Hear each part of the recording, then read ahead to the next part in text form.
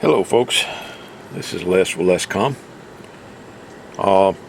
Stephen in Wisconsin, this is your custom DX959.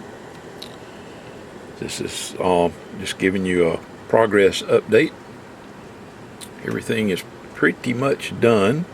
Still got to do the lenses for the face. And I've got the SX175 all wired in.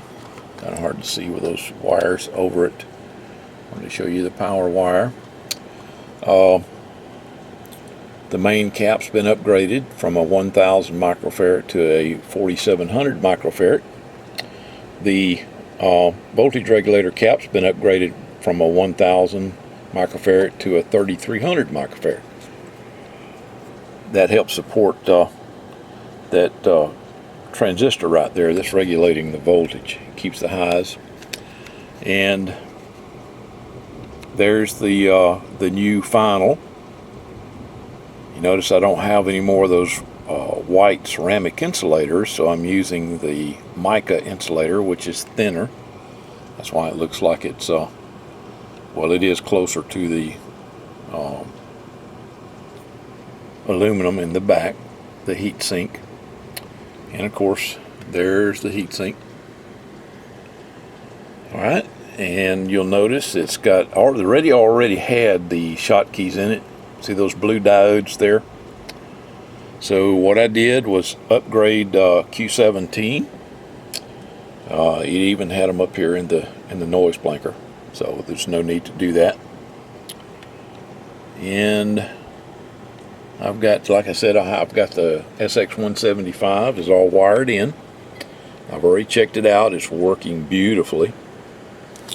I've got to fix the lighting in the meter. Got the resistance too high, so it dims when you talk on the radio. I didn't notice, you know, when you got the amp on. I didn't notice it before, but the amp draws quite a bit of current, so it's dimming the display. So I got to go in and change that. And I also got to add your lighting. You sent money for lighting last night, so I've got to go back and add that in there. All right, that's where we're at. Just wanted to give you an update. And that's what it looks like on the bottom. And there's the face plate. Like I said, I got to put the blue lenses in it. But getting close. I plan on shipping it out. Well, since it's going out FedEx, it probably won't go out tomorrow. It will probably go out Monday or Tuesday. It's too late today to call them. And it's going ground, so they need, you can't call them like the same day for them to pick up ground. You have to call the day before, and you have to call before 2 p.m. So I missed it. Anyway, that's where I'm at. Okay, thanks a lot. Okay, here it is with the wires tied up, all nice and neat.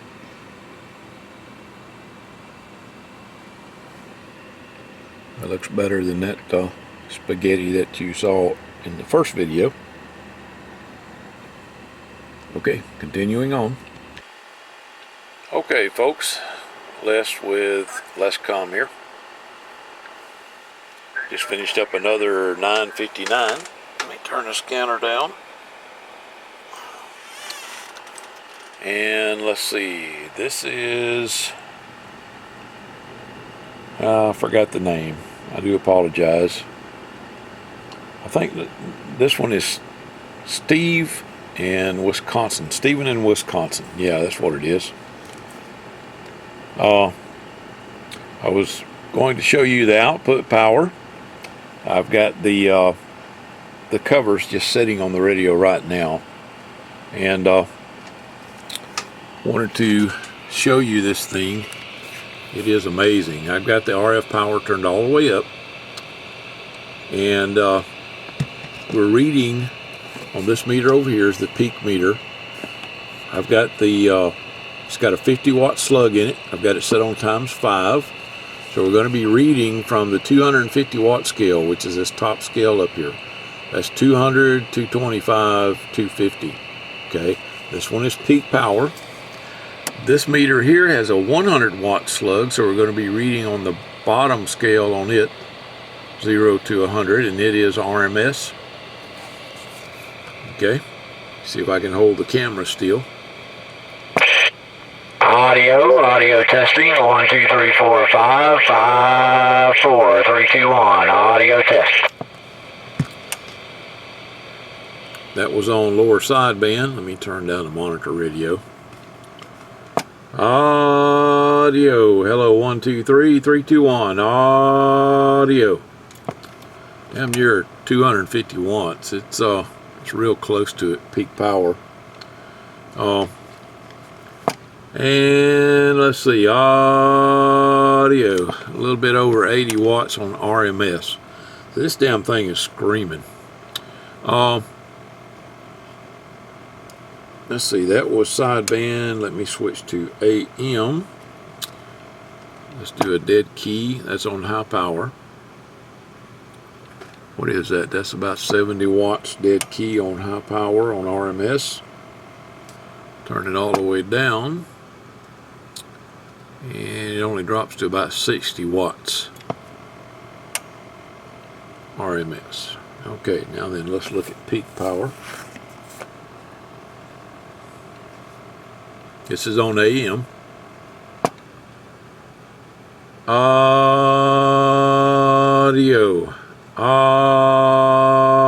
1, 2, 3, 4, 5. 5, 4, 3, 2, 1, audio testing, audio. Audio 1, 2, 3, 3, 2, 1, audio test. So this radio is doing really, really well. Let me switch this one to AM and turn it up a little bit so you can hear it. Audio test. I need to turn it up a little more than that, don't I? Audio testing, audio. Audio 1, 2, 3, 4, 5, 5, 4, 3, 2, 1, audio test.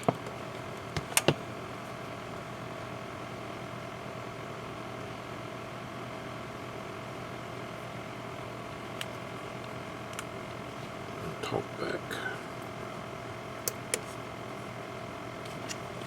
Let's see. Oh, wow.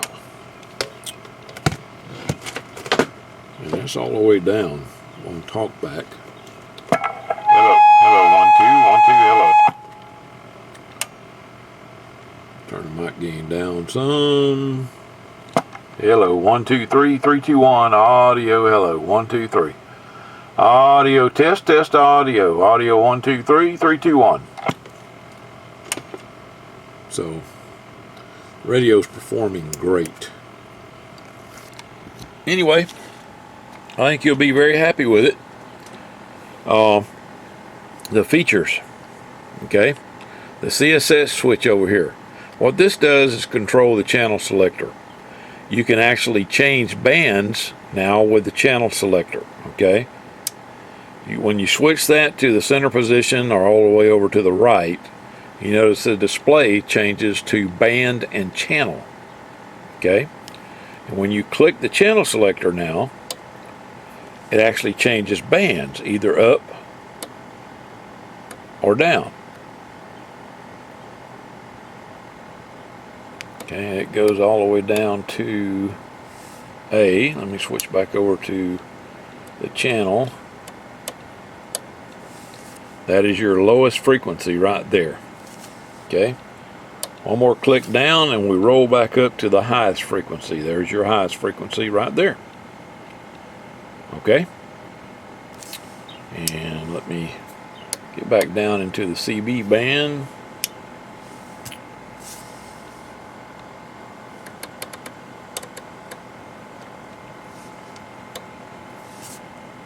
Channel 19. Now I've got it on a Cantenna dummy load right now.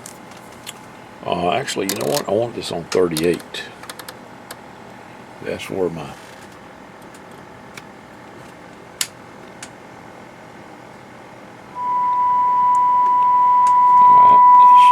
S9. I've got the meter set for S9. That's on AM. sideband. Get back on AM. And there's the setting on the meter.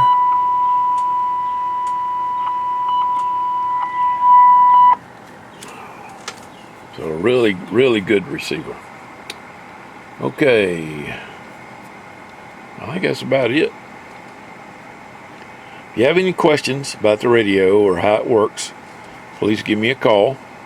I forgot to show you the squelch scan. Okay, I turn the squelch up. There's your squelch scan button right there. Okay, what did I do?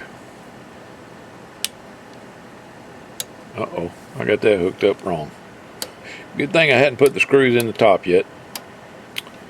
So, let me, I'll have to go fix that. Okay. I'll be back. I'll demo the squelch scan as soon as I move the wires around. Alright, I'll be back. Okay. It was not the wire. I had the wires in the right place. What it was a tiny little solder bridge on the bottom of the connector. So, squelch scan. Squelch the radio. And what you want to do is just barely squelch it.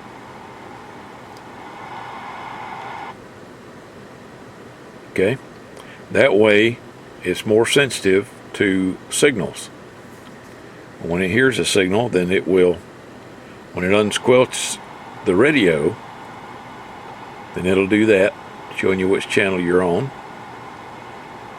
When they get through talking and the radio squelches again, then it goes back to scanning. It waits 300 milliseconds before it goes back to scanning, just to see if they key up again.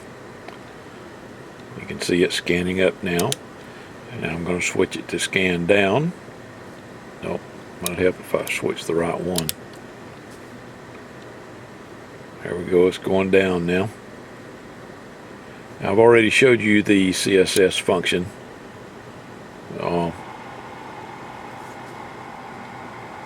And what that does is switch between the channel selector between controlling the channel or controlling the band. Now why? Now it wants to scan. Okay, I'll be back. That's why we do burn-ins, folks. That's why we test them and burn them in.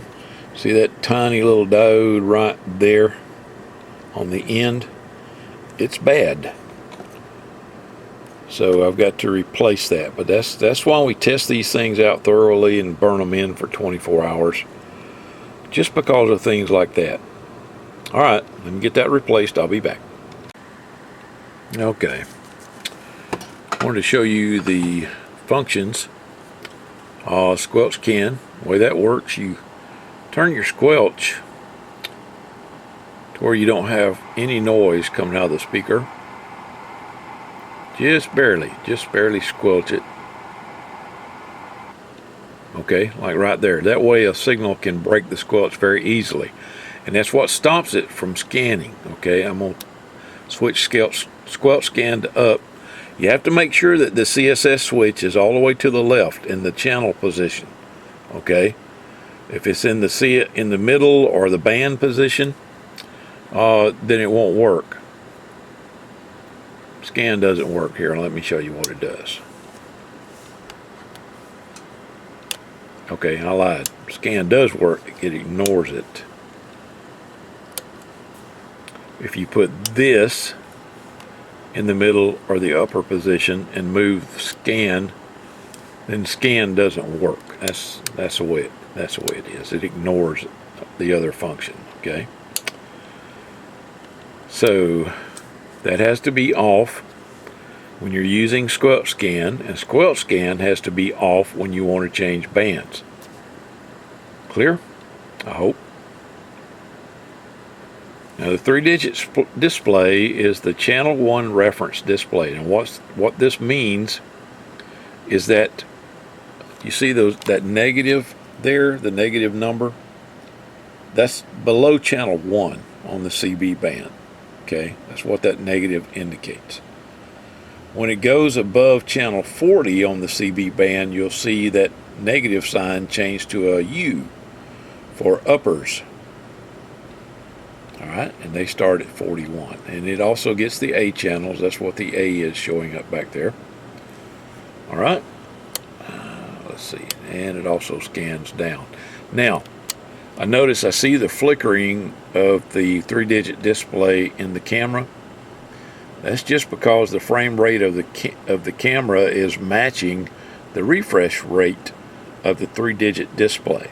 Okay, it doesn't flicker. Well, I'm not going to say it doesn't flicker, but it flashes so fast that you can't see it with a human eye. It does refresh. All right, and if the radio is setting in idle, you may hear a slight buzzing noise in the speaker. That's because the computer's trying to see what you want to do. As soon as you get noise on there, hook an antenna up to it and unsquelch it or whatever, or you got a squelch scan running or doing something with the radio, then you won't hear that noise.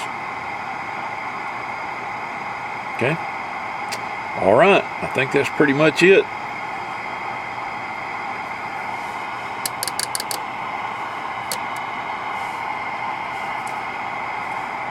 Thanks a lot.